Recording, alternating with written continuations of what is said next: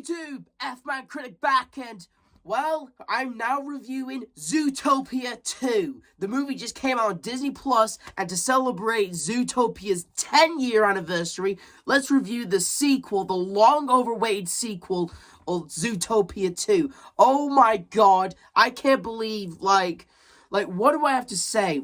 First time watching it, I didn't know what to say. Was it going to be a massive success, or was it going to be a flop? Well, it's actually a success, because I'm kind of late on the reviewing party of this movie, because reviews are going in on this movie, and so far, most reviews are positive on this movie, and after watching it myself, I have to agree. Holy crap, I can't believe how far this movie has come since the first one back in 2016. A decade now, boom, jeez. I can't believe how far we've come with this movie.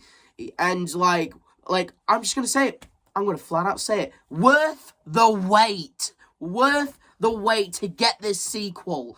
Worth the wait to get the sequel, watch it, and just all these characters is to return, and with new characters in this movie, how it structures the world, how it creates more of the world. The last movie tackled with themes of racism and prejudice. Here in this movie, we sort of tackle prejudice again, but it's on a more of a different way, which I think was a little more better, actually.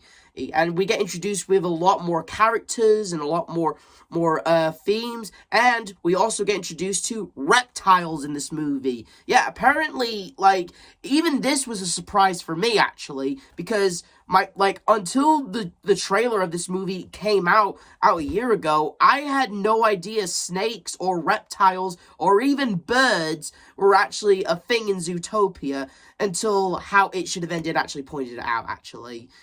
And, yeah, it totally snuck up behind me, that did, until they pointed it out, and, I was like, oh shit, there are no birds, there are no reptiles, there are just mammals in Zootopia. And watching this movie and figuring out why that was the case. Okay, technically, there is actually a writer's reason why there was no birds and reptiles in the first movie, but here now we have an in-movie explanation why that is. Apparently snakes haven't stepped foot, or at least tails, was in Zootopia in 100 years, because apparently a snake killed a turtle, and that just drove them all out of town, and that's basically the reason. But we get introduced to Gary the snake, who actually isn't bad and is actually trying to prove something. But how did he get to this point? Well, apparently this movie takes place 1 week after the first movie.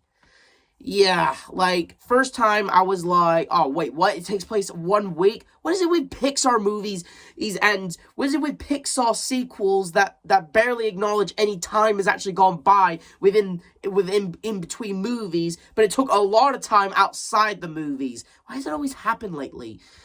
Ugh.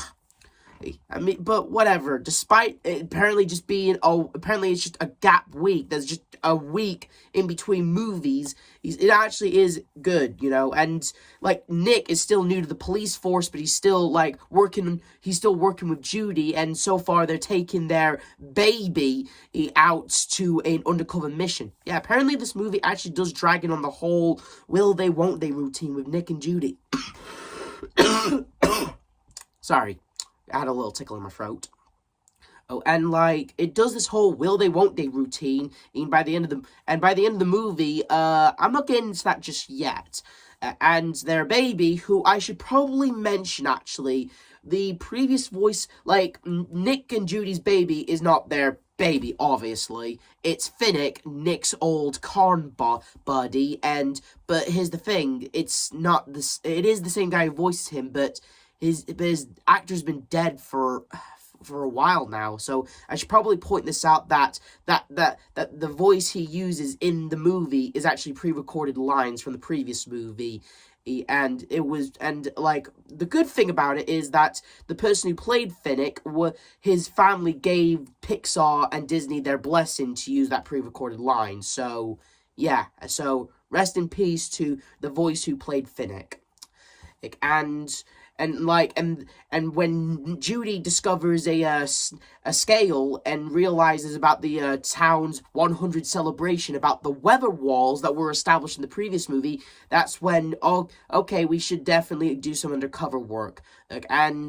And yeah, that's when they discover Gary the Snake, but he's not really a bad guy. But after some shenanigans and actually revealing quite early actually that the villain of the movie are the Linksley family. Apparently, the Linksley, despite being rich and powerful and looking nice on the inside they're cold, heartless, cruel, and will do anything to keep this secret that Gary wants to expose a secret.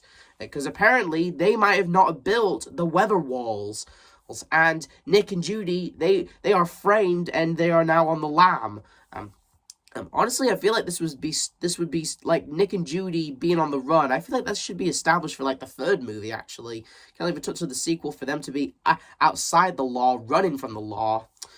Anyway, Judy wants to solve the case, while Nick just wants to protect her and get their asses safe. But they don't know where to exactly go. Well, they meet this wacky beaver character who, honestly, she actually does have some fun moments in the movie. Minus this part that they added in the trailer where she's talking to this walrus character. Honestly, I cringe every time this part plays. Even in the trailer, I honestly just thought it was annoying. Hey bub. Hey bub. Hey bub. Hey bub. Hey bub. Hey. Hey bub. Hey. Bub bub bub bub bub. Hey bub. Hey bub. Hey bub. Hey bub. Bub. Hey bub. Bubby bub. Hey bub. Hey bub. Hey ho. Hey bub bub. Hey bub. What the f*** are you saying? But most of the time, Nibbles Mablestick, that's the name of the beaver, she mostly helps out the characters, and she's honestly does have her fun moments, despite that one stuff between her and the walrus. Some people think it's funny, but for me, I found it annoying. Worst joke in the movie. Not gonna lie. Sorry. But she does help them, and she does believe that there's actually good in reptiles, and she even has her own freaking YouTube channel dedicated where she's a bit of a conspiracy nut, kinda. And it turns out, despite not being in Zootopia for a century, reptiles have secretly been living in Zootopia in an underground way, and like it's crazy. It's cool seeing all these cool reptile-like creatures, even if Nick is actually uncomfortable. Hey buddy, I get it, bro. I'm scared of snakes too, bro. But except for Gary in this movie. Now, as for Gary, like I said earlier, he wants to unravel this secret, and so his family can go home, because apparently the original book about the weather walls was apparently like it can only be seen through Gary's eyes, because snakes have these cool like abilities where they can sense heat and stuff, which was cool to see. And like while Nick and Judy are just chasing him, and like Nick, he's just trying to stay calm but at the same time be safe. If Judy, she just wants to make the world a better place like last time, but at the same time, and keep, solving the case, clearing their names and stuff. And eventually that carrot recorder from the first movie gets broken because Nick was playing with it too much.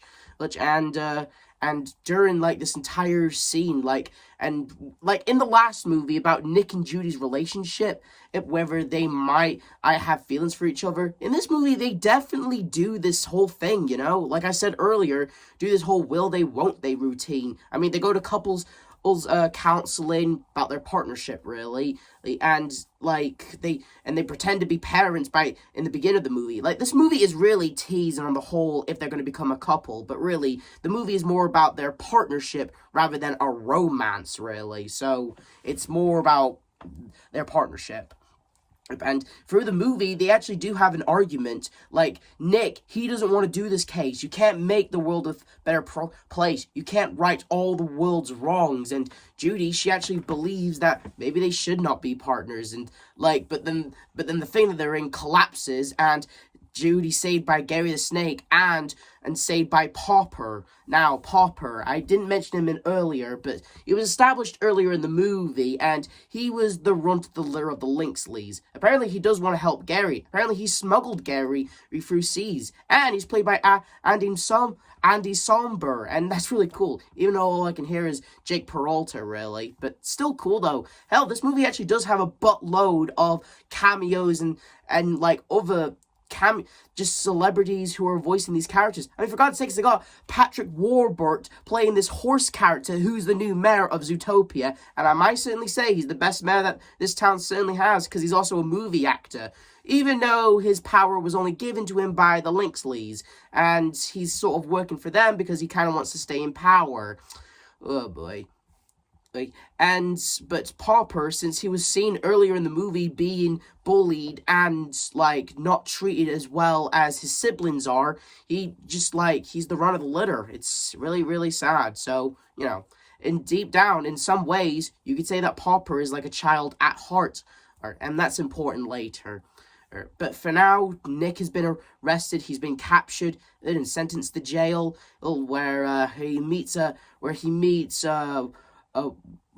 Nibbles, and she helps him bust out, where we get introduced to Bellwether. And honestly, to tell you the truth, first time watching the trailer, and I knew Bellwether was gonna return. I didn't predict that Nick was going to be all alone and Judy was going to be somewhere else and stuff like that. But I knew Bellwether was going to make a cameo through a glass window, trying to go all Silence on the Lambs, and I knew they were going with that. I knew they were going to go with that. I somehow predicted the future. I don't want to brag on this or anything, but first time saw in the trailer, I knew Bellwether was going to be in the movie, and they were going to reference Silence of the Lambs in some sort of way. I didn't say it out loud to people, but I'm just saying, I kept it to myself, and lo and behold, here they are doing it, and I was... It was actually really cool. And eventually, Nick managed to break out and accidentally release 200 prisoners, but eventually he does get some help. From who, you may ask? Hey, Flash, 100-yard dash. Partners in trouble need to get across town, ignore the laws. No problem. Flash, 100-yard dash. Oh my god, I'm glad you're back in this movie, and I am glad they did not do what Return to Zootopia did to you and just make you be all I don't want to work with you, Nick. I got into trouble and stuff with you, and I'm never helping you again. I'm glad you're down to help Nick, okay? And here's another thing, actually. Even though I said this movie was worth the nearly decade wait, is it better than Return to Zootopia? Honestly, I can't say that, actually. People will definitely say this movie's better in a heartbeat than a fan-made film. But for me, I loved Return to Zootopia. And, I do consider it one of the best fan-made sequels out there. It's really good and really, really well made. But is it better than Zootopia 2? I can't say that, and I'm not going to say it. I'm just going to say I love both of them. I love Return to Zootopia and this movie as well, okay? Despite how they treat Flash in that, I still love that. I still love Return to Zootopia with a burning passion. But this movie, I'm glad Flash is down to help. And eventually, Judy and Popper and Gary, they eventually go to the Weather Walls where they have a freaking concert going on, and we meet up with Gazelle, who's played again by the previous singer who played her in the first movie. And earlier in the movie, the cops kind of messed with her backup dancers. So in this movie, We meet again, zebra. first time watching that, first thing that came out of my mouth was, after when Gazelle did that, was, I love you. I guess the moral of the movie is, don't fuck with Gazelle, or especially her backup dancers, because god damn, I honestly, when Gazelle was in the first movie, she was, just a pop singer, voiced by a famous singer, or she was kind of cool, or she had a very interesting design that definitely got the internet going. But, in this movie, I freaking love her now. Not just because she just helps, but she freaking, elbows go all she freaking wrestle elbows one of the cops, despite the fact that could ruin her career, but she goes ahead and does it, respect, is all I have to say. Hey, and at some point, when they find out where, and I forgot to mention, Gary's grandma was the original maker of the Weather Walls, And apparently that whole killing a turtle, that was actually an all accident that was set up by the Linksleys. The Linksleys were the ones who killed the turtle and blamed it on Gary's grandmother. That's the reason why all reptiles were banned from Zootopia. And and they figure out where this original pendant could be that has Gary's grandma's name on it that can prove this secret and expose the Linksleys. And just when they figure they can find it, boy, the biggest part in this movie, the part that I do want to talk about the most, the part where Papa is revealed to be the twist villain. Now, what do I say about that? I gotta say, I think the filmmakers definitely learned their mistakes from the last movie and didn't make Popper's twist too late at the end. And unlike with Bellwether, where Popper's personality changes on a dime, no. Popper's personality stays the same, okay? Like, unlike with Bellwether, where she's just, she's suddenly evil for the last 5 minutes, here Popper, his reasoning why he suddenly goes all twist villain is because he was never going to help Gary. Yes, he was helping Gary at first, but it was all just a setup so that way when he gets the plaque, he can destroy it himself in front of his family, earning his family respect. And after hearing all that, I gotta say, my jaw was on the floor when he injected Judy with the snake venom, and after hearing his story, and when Judy told him he can be different, he can change, he doesn't have to be like them, and when he responds by saying, I don't want to change, I don't want to be different, and it was kind of heartbreaking, and honestly, I just gotta say, I feel nothing but sympathy, and just all in all, I just feel so sorry for Popper. I don't hold anything against him, what happens when he does what he does in this movie. What? What? I know he goes all psychopathic later, where he goes crazy, and he goes all murderous, and he's all but deep down, he doesn't really want to do it technically.